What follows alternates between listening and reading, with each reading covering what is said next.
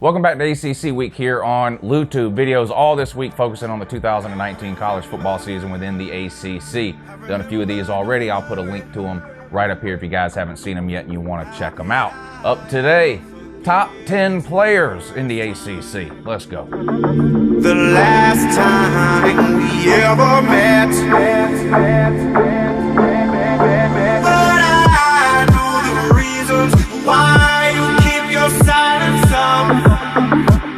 No, you don't fool me. Well, the hurt doesn't show, but the pain still grows. No stranger to you and me. I can feel it coming in the air tonight. Hold on.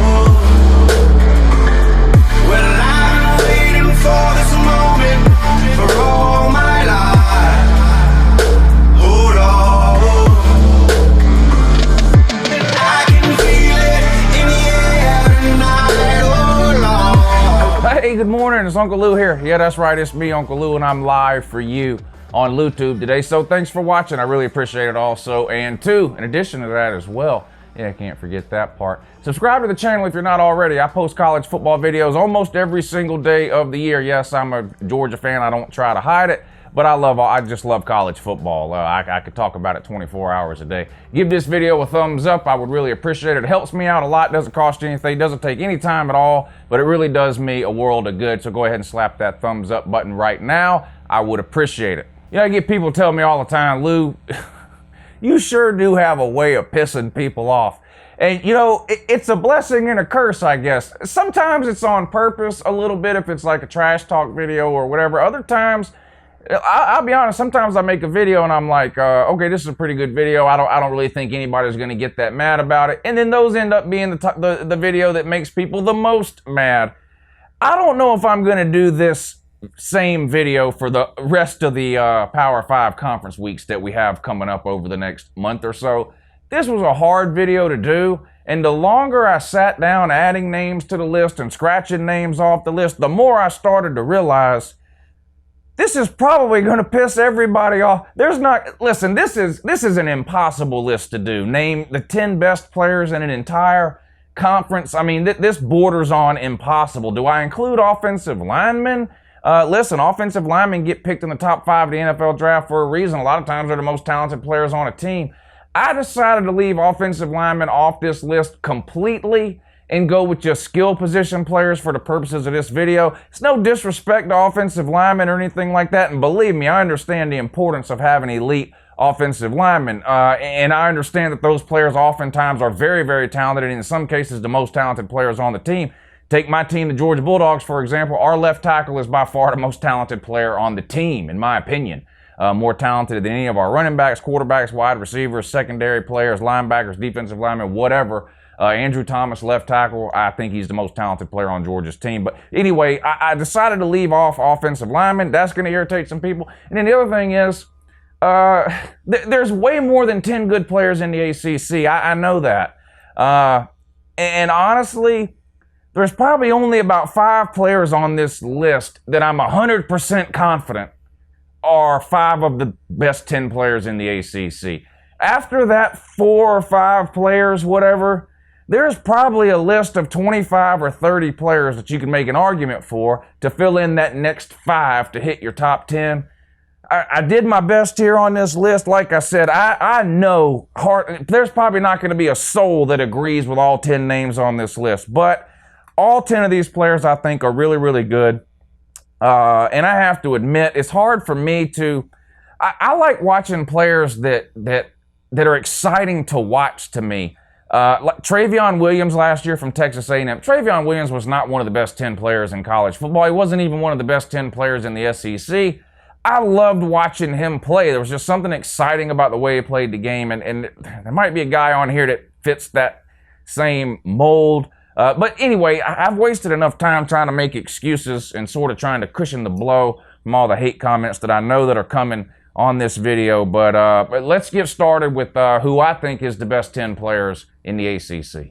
All right, these are going to be in no particular order here, so it's not like the first player I name, I think he's the best or the worst or of the 10 or whatever. This is really in no particular order. It's kind of in just position order.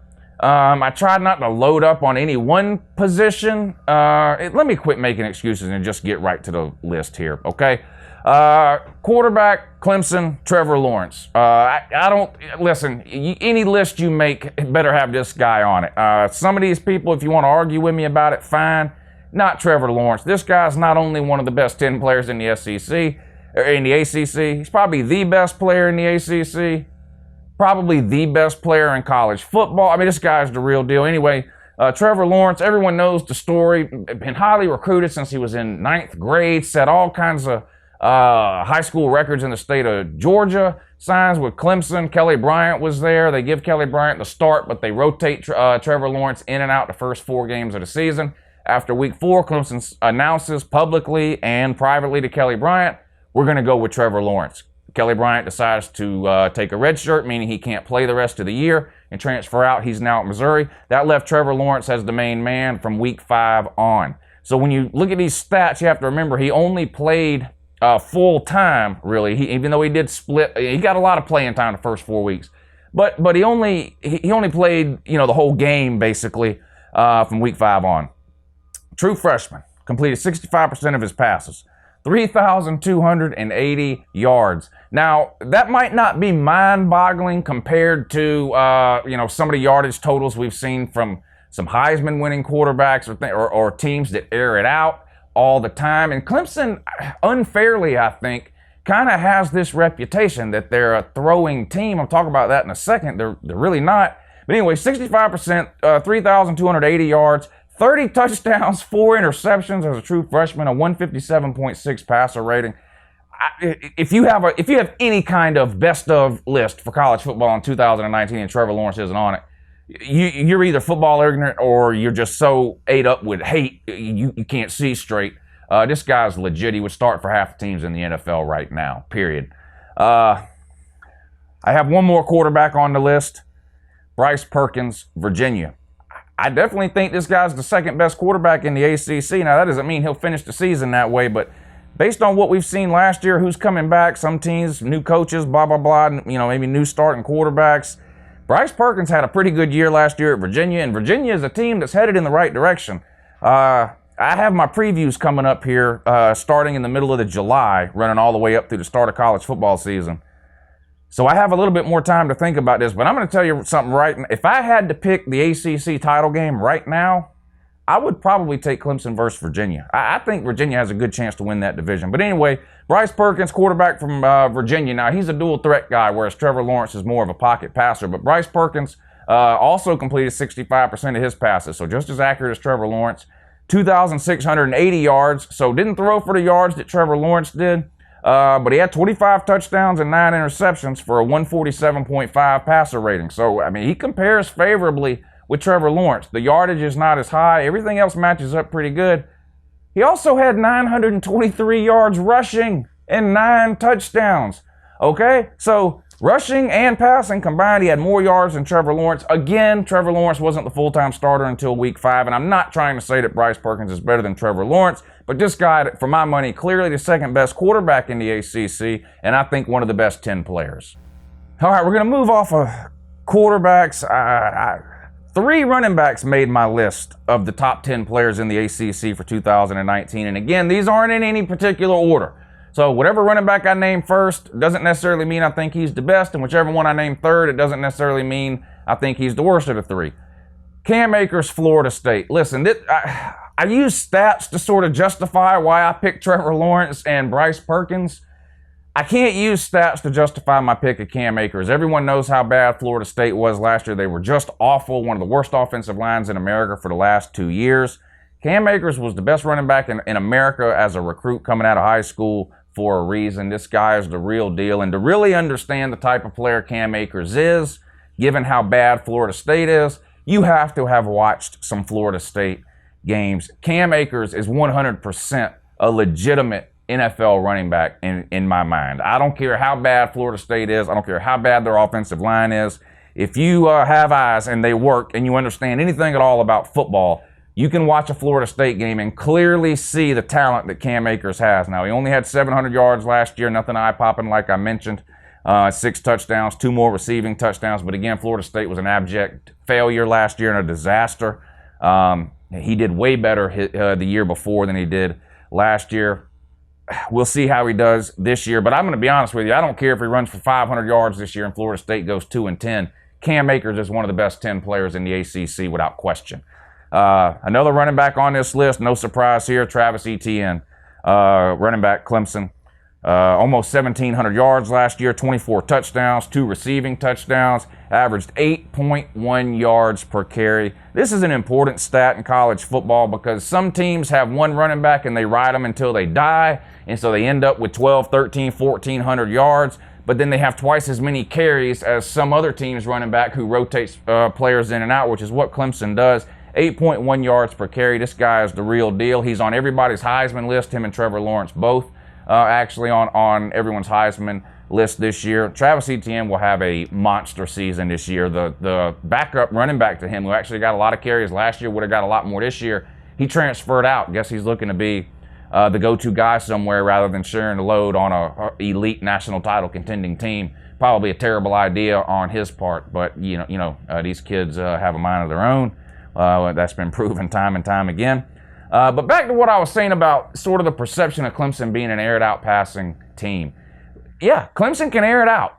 They've got the best quarterback in college football. They've got some wide receivers that can catch. Clemson is a balanced team, though, okay? Clemson finished 10th in America in rushing last year.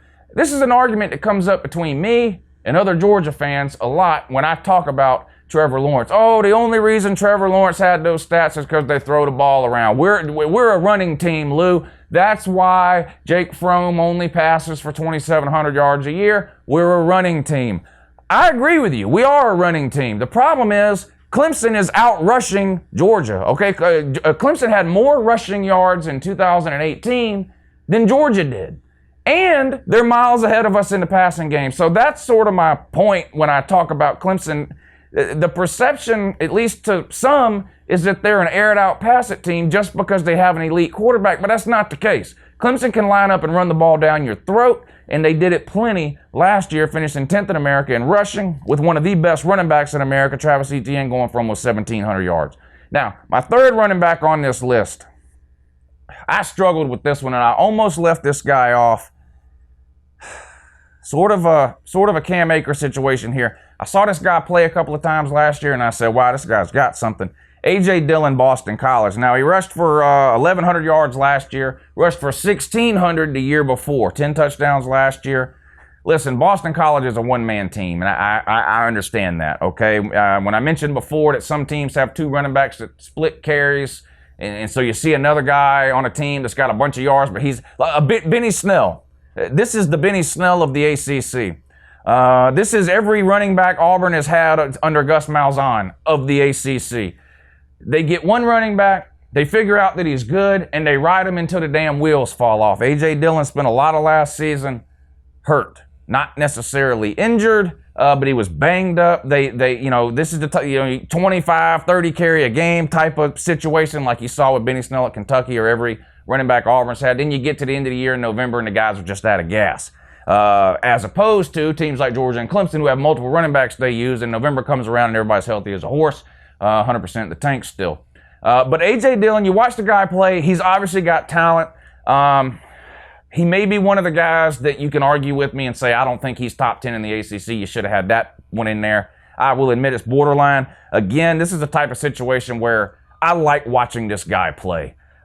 So you could probably convince me that there's 10 players in the ACC better than A.J. Dillon, but this is where my bias just comes in a little bit. I just like watching this guy play. All right, we're going to get to some wide receivers here. How many we got? 1, 2. We're halfway through the list. All right, so wide receivers. I hate to do this. T. Higgins and Justin Ross, Clemson and Clemson. Come on, T. Higgins, 936 yards receiving. Wouldn't that be... Well, let me stop. 936 yards receiving, 12 touchdowns, 15.9 yards per reception. That's great until you look at Justin Ross, 1,000 yards. Oh, he only had 9 touchdowns, though. 21.7 yards per reception. By the way, Justin Ross was a freshman. T. Higgins was a sophomore. So sophomore, junior this year. Listen, Clemson and Alabama, their wide receiver situation is ridiculous. T. Higgins and Justin Ross would start on any team in America, and Alabama's top 2 wide receivers would start on any team in America too. Both of these guys are NFL wide receivers, first or second round draft picks. Ideal size, speed, hands, route running ability, big play ability. I mean, these guys are do-it-all wide receivers. They have no weakness here. And they have one of the best quarterbacks in college football throwing them the ball every week in Trevor Lawrence. I wouldn't be surprised if one of these guys wins the the Biletnikoff Award for the best wide receiver. Jerry Jeudy at Alabama may have something to say about that, but these 2 guys are absolutely elite, T. Higgins and Justin Ross. I have a third wide receiver on this list too.